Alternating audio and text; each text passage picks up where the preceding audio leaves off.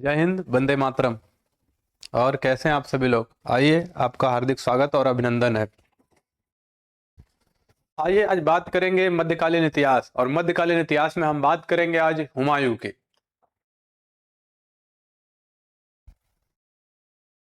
आपको थंबनेल के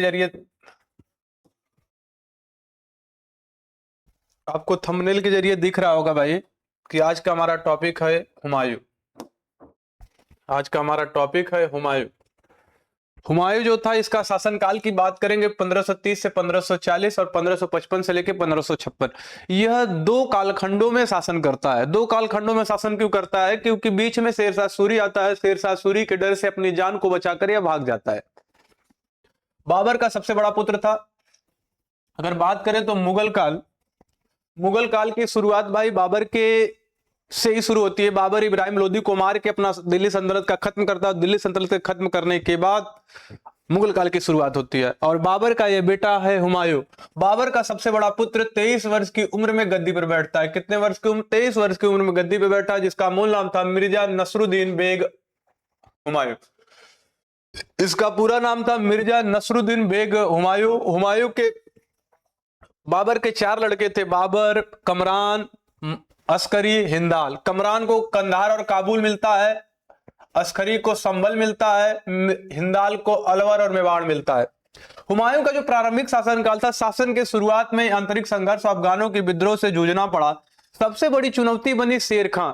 इसके समय में जब शेर खां आता है, बाद में वह शेरशाह सूरी के नाम से जाना जाता है, यह इसके शासनकाल का सबसे बड़ी चुनौती थी। 1933 में दीन पनाही बसाया। दीन पनाह जो था एक पुस्तकालय थी। दीन पनाह पुस्तकालय की स्थापना करता है हुमायूं। इसके प्रमुख युद्धों की बात करेंगे। देवरिया का युद्ध 1531 में। प्रारंभिक समय में हुमायूं अफगानों की ताकत को हराया।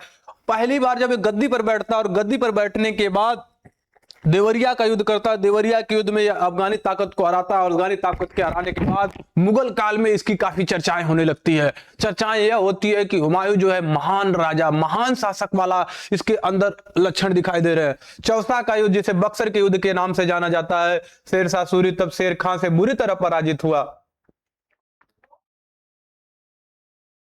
और इसी युद्ध में यह मुश्किल से अपनी जान बचाकर भागता है। और जान बचाकर जब भागता है, भागने के बाद बच जाता है। और कहा जाता है कि इसी समय जब यह गंगा नदी में कूद जाता है, कूदने के बाद जब इसकी जान निजाम भिश्ती बताता है, निजाम भिश्ती जब इसकी जान बचाता है, तो निजाम भिश्ती को यह वादा करता है कि मैं तुम्हें एक दिन का दिल्ली का शासक बनाऊंगा। और एक दिन निजाम भिश्ती को दिल्ली का शासक बनाता है, और वही निजाम भिश्ती चमड़े का सिक्के चलवाता है। आपसे पूछे चमड़े का सिक्का चलवाने वाला व्यक्ति, तो निजाम भिश्ती। और निजाम भिश्ती किसकी जान बचाता है भाई? हुमायूं की जान बचाता है। कन्नौज और बेलग्राम का युद्ध। शेरशाह ने पूरी विजय प्राप्त कर ली। हुमायूं दिल्ली और आगरा से नियंत्रण समाप्त हो गया। उसके बाद वहां सिंध और ईरान चला गया, जहां वो 15 वर्षों तक निर्वासन में रहा। 15 वर्षों गायब रहा है एकदम। 1540 से 1555 तक पूरी तरह से गायब, खोया हुआ व्यक्ति समझ में आया। सरहिंद का युद्ध 1555, सिकंदर शाह सूरी को हराकर हुमायूं ने दिल्ली पर पुनः उत्तराधिकार कर लिया। निर्वासन काल और अन्य तथ्य। जब वो निर्वासन काल में रहता है तो होता है क्या, उसके बारे में जानने का प्रयास करते हैं। 1541 में हमीदा बानो बेगम से विवाह किया। यह 1541 में किससे विवाह करता है भाई? हमीदा बानो बेगम से विवाह करता है। उनसे अकबर का जन्म हुआ। अब यहीं से कौन जब पैदा होगा भाई? अकबर पैदा होगा। 1542 में अकबर का जन्म होता है बीर साल के महल में। जब ये निर्वासन के समय गया था, तो उसी समय बीर साल के महल में अमरकोट में इसका जन्म होता है। हुमायूं लौटते समय ईरान के शासक तमसाम की सहायता से 1556 में दीन पनाही उसकी द्वितीय राजधानी स्थापित किया। कह रहा है कि पुनः शेरशाह से हारने के बाद जब पुनः वापस लौटता है, तो तमसा नामक एक व्यक्ति रहता है जिसने इसकी मदद की और दिल्ली की गद्दियों पर बैठा। पुस्तकालय की सीढ़ियों से गिरकर इसकी मृत्यु हो गई। आपसे क्वेश्चन यही पूछेगा भाई कि पुस्तकालय की सीढ़ियों से गिरकर किसकी मृत्यु हुई? तो हुमायूं की मृत्यु हुई। और हुमायूं पूछे कि हुमायूं का शासनकाल, तो 2 कालखंडों में भाई उसका शासनकाल चला है। इसकी पत्नी हमीदा बिन बानो बेगम ने दिल्ली में इसका मकबरा बनवाया। इसका मकबरा कहां बना भाई? दिल्ली में इसका मकबरा बना। उसकी बहन गुलबदन बेगम जो थी, इसकी बहन थी गुलबदन बेगम, जिसने हुमायूं नामा की रचना की। आइए बात करते हैं भाई शेरशाह सूरी। जिनका मूल नाम था फरीद खान। शेरशाह सूरी का मूल नाम फरीद खान था। हसन खां जागीरदार सासाराम का पुत्र था। इसके पिता का नाम था हसन खां, जो सासाराम के जागीरदार थे। एक बाघ के मारने के बाद शेर खां की उपाधि मिली। कह रहा है कि बचपन में ही इसने एक शेर को मार दिया और शेर को मारने के बाद इसे शेर खां की उपाधि प्रदान की गई कि अब इसे शेर खां के नाम से जाना जाएगा। भारत में द्वितीय अफगानी वंश सूरी वंश की स्थापना किया। भारत में द्वितीय अफगानी वंश और सूरी वंश की स्थापना करता है। प्रशासनिक विशेषता इसकी क्या थी? काबुलियत पट्टा प्रणाली की शुरुआत। पट्टा भूमि की माप करों की दर में दर लिखी होती थी। काबिलियत किसान द्वारा कर चुकाने की लिखित सम्मति थी। पट्टा क्या होता है भाई? पट्टा एक प्रकार की ऐसी भूमि होती थी जिसके पास कोई जमीन नहीं होती थी। कोई जमीन नहीं होती थी। व्यक्ति कुछ समय, लंबे समय तक खेती बाड़ी करता है। खेती बाड़ी करने के बाद सरकार को यह समझ में आया कि इसका कोई अंशदार नहीं है, तो उस व्यक्ति को पट्टा कर दी जाती थी। इसी जमीन को पट्टा कहलाता था। राजस्व प्रणाली। औसत उत्पादन का 1/3 हिस्से कर के रूप में लिया जाता था बीघे के अनुसार। कह रहा है कि बीघा जो होता है 20 बिस्सा बराबर 1 बीघा होता है। 20 बिस्से में 1 बीघा होता है। लेकिन वर्तमान समय की बात करें तो यह मानक हर जगह अलग अलग भाई है। कहीं पे मंडा माना जाता है, कहीं पे कियारी माना जाता है। जैसे भी अपना जिस राज्य की जैसी अनुमति होती है उस हिसाब से वहां पे माना जाता है। समान नापतोल प्रणाली। तो गज सिकंदरी। कह रहा है कि ये नापने के लिए सभी को एक समान मापतोल के लिए गज सिकंदरी। आपसे क्वेश्चन यही पूछा कि गज सिकंदरी चलाने वाला व्यक्ति कौन था? तो शेरशाह सूरी था। कौन था भाई? शेरशाह सूरी था। रुपया नामक चांदी का सिक्का का प्रचलन कौन लाया? शेरशाह सूरी लाया भाई। सड़क एवं व्यापार सुधार। इसका सबसे ज्यादा इंपॉर्टेंट भाई यही बात है कि इसने ग्रैंड ट्रंक रोड नामक का निर्माण करवाया। ग्रैंड ट्रंक रोड का निर्माण करवाएगा भाई शेरशाह सूरी। कौन कराएगा भाई? शेरशाह सूरी। यह मार्ग कोलकाता से पेशावर तक फैला हुआ था। इस मार्ग पर सरिया विश्राम गृह बनवाया गया। कह रहे विश्राम गृह भी बनवाया। निर्माण कार्य। रोहतासगढ़ का किला बिहार में बनवाया भाई। किले कोहनी पुरानी किला दिल्ली में बनवाया। समकालीन कवि। इसके समकालीन में मलिक मोहम्मद जायसी थे, जिन्होंने पद्मावत की रचना की थी। मलिक मोहम्मद जायसी पद्मावत, एकदम याद कर लीजिए, रट लीजिए भाई। एग्जाम में 100 बार क्वेश्चन पूछे गए कि पद्मावत के रचनाकार कौन है? मलिक मोहम्मद जायसी साहब है। 1546 में कलंजर किला बुंदेलखंड के युद्ध के दौरान बारूद विस्फोट से मृत्यु हो गई। इसकी समाधि सासाराम बिहार में बनाई गई और एक व्यक्ति था जिसका नाम था एलिफेस्टन। क्या नाम था भाई? एलिफेस्टन। एलिफेस्टन ने कहा कि जो सासाराम में इसका मकबरा बनवाया गया वो वास्तव में ताजमहल से भी खूबसूरत है। एलिफेस्टन व्यक्ति ने कहा, टीजीटी पीजीटी में क्वेश्चन बार बार पूछा जाता है, रिपीट होता क्वेश्चन है कि सासाराम के जो शेरशाह सूरी का मकबरा सासाराम में स्थित है, किसने कहा था कि ताजमहल से भी खूबसूरत है? तो एलिफेस्टन नामक व्यक्ति था। उत्तराधिकारी इस्लाम शाह सूरी, आदिल शाह सूरी। अंतिम शासक आदिल शाह सूरी था भाई। आगे चलते हैं भाई, अकबर की बात करते हैं। अकबर महान शासक था भाई। 1556 से 1605 अकबर का शासनकाल। जन्म 1545 अमरकोट राजस्थान में हुआ था। बचपन का नाम जलाल था। मृत्यु के बाद दफनाया गया सिकंदरी, आगरा के पास एटा जो पड़ता है, एटा में दफनाया गया इसे भाई। यूपी पुलिस में क्वेश्चन यही पूछ के आया था कि अकबर को कहां दफनाया गया था? सिकंदरी में दफनाया गया था। कहां दफनाया गया भाई? सिकंदरी में दफनाया गया। 13 वर्ष की आयु में 14 फरवरी 1956 को कलनौर पंजाब के बैरम खान द्वारा गद्दी पर बैठाया गया। महत्वपूर्ण युद्ध और विजय। मालवा विजय, विजय बहादुर को हराया। हल्दी घाटी का सबसे इंपॉर्टेंट 1576 राणा प्रताप बनाम अकबर की सेना। और राणा प्रताप से जो हल्दी घाटी का 1576 में युद्ध होता है, राणा प्रताप एक तरफ थे, एक तरफ अकबर की नेतृत्व करने वाला था मान सिंह था। अकबर की विजय, इस युद्ध में कहा जाता है कि अकबर की विजय तो हो गई लेकिन महाराणा प्रताप ने आत्मसमर्पण नहीं किया।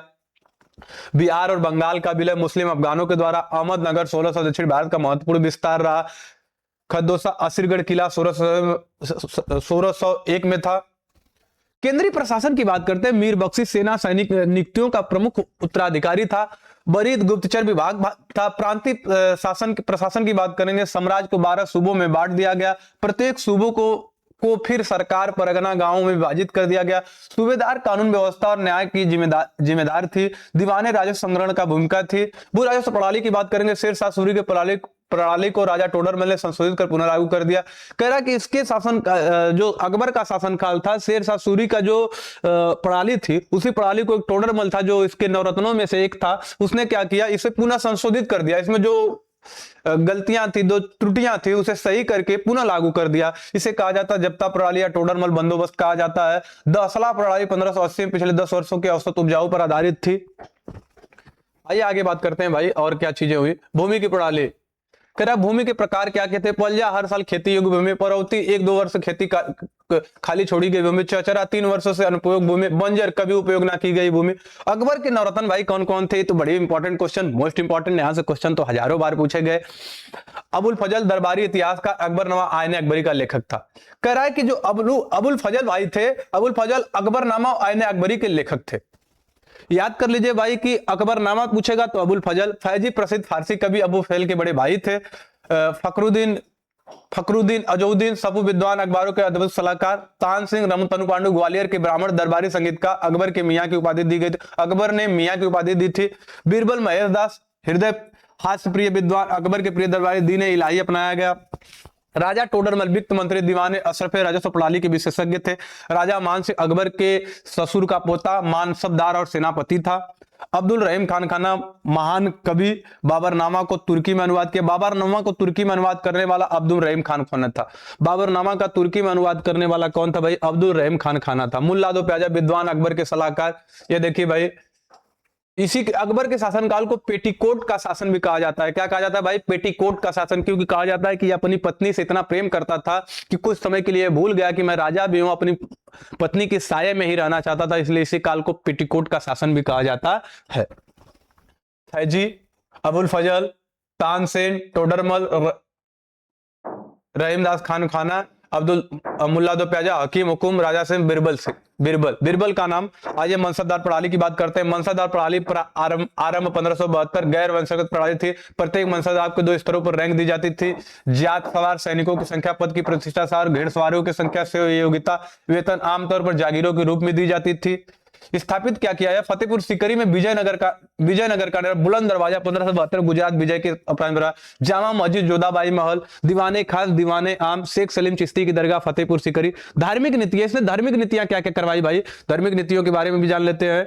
तीर्थ यात्रा कर 1562 में इसने तीर्थ यात्रा कर समाप्त कर दिया। क्या समाप्त कर दिया भाई? जो तीर्थ यात्रा करने जाते तो लोग उस पर जो कर लगाया जाता था, उस कर को पूरी तरह से समाप्त कर दिया। इसने कहा कि किसी प्रकार का कोई भी कर किसी व्यक्ति पर नहीं लगाया जाएगा, कर की कोई आवश्यकता नहीं है भाई। जजिया कर 1564 में समाप्त किया। जजिया कर को 1564 में इसने समाप्त कर दिया। इबादत खाना प्रार्थना सभा बनवाई। फतेहपुर सीकरी में जहां विभिन्न धर्मों के विद्वानों की चर्चा होती थी। कह रहा है कि इबादत खाना जो होता है, सभी धर्म के लोग एकत्रित होंगे, अपने धर्म के विषय में विचार विमर्श करेंगे, अपने धर्म के विषय में दीन ए इलाही 1582 में एक नया धर्म जिसका उद्देश्य था धार्मिक एकता, डिवाइन मदर। केवल बीरबल हिंदू जिसे अपनाया था।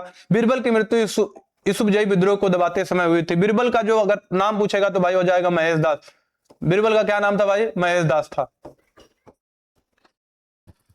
साहित्य की बात करते हैं भाई, साहित्य में क्या योगदान रहा? साहित्य अबुल फजल द्वारा रचित अकबरनामा, प्रथम भाग अकबर के पूर्वजों का वर्णन, द्वितीय भाग अकबर के शासन का वर्णन, तृतीय भाग आईने अकबरी, प्रशासन, समाज, संस्कृति, कर, सेना आदि का विस्तृत वर्णन था। बीरबल का वास्तविक नाम मैंने आपको पहले बताया, यहाँ पे लिखा हुआ है भाई, महेश दास था।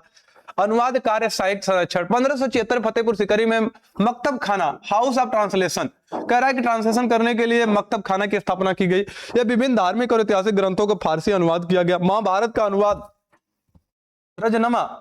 रजनमा युद्ध ग्रंथ के नाम से जाना जाता है। रजनमा, महाभारत का अगर पूछेगा फारसी अनुवाद क्या है भाई, तो रजनमा के नाम से जाना जाता है। महाभारत को किस नाम से जानता है? रजनमा के नाम से जाना जाता है।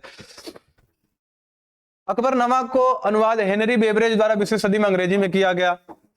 हिंदी साहित्य का स्वर्ण युग, हिंदी साहित्य का स्वर्ण अकबर के शासनकाल को माना जाता है। हिंदी साहित्य का स्वर्ण युग की बात करेगा तो किसको माना जाता है? अकबर के शासनकाल को माना जाता है। ईस्ट इंडिया कंपनी की स्थापना 1600 में रानी एलिजाबेथ के शासनकाल में हुआ था। यह काल भी मेल खाता। अकबर की मृत्यु 1505 में मृत्यु और सिकंदरी आगरा में समाधि दी गई। 1505 में इसकी मृत्यु हुई, सिकंदरी के आगरा में इसकी समाधि दी गई।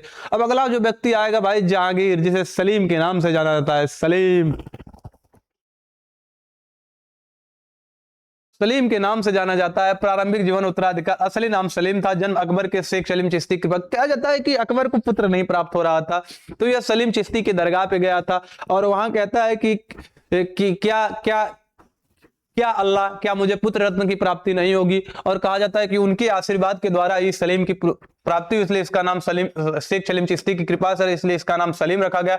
गद्दी पर बैठने के बाद रखा गया जहांगीर दुनिया का विजेता।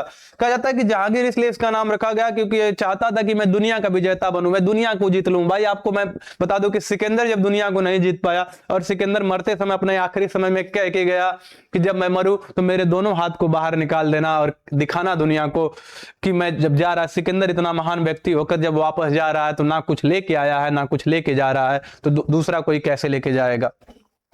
इसकी समाधि जो लाहौर पाकिस्तान में। भाई महत्वपूर्ण घटना की बात करेंगे 1606 में पुत्र खुसरो का विद्रोह। जहांगीर के समय बड़ा पुत्र खुसरो ने विद्रोह कर दिया। गुरु अर्जुन देव सिखों के 5वें गुरु का समर्थन दिया। विद्रोह दबाने के बाद गुरु अर्जुन देव को फांसी पर दी गई। मुगलों द्वारा फांसी पाने वाला पहले सिख गुरु थे। मुगलों के द्वारा पहले फांसी दिए जाने वाले कौन थे? गुरु अर्जुन देव थे।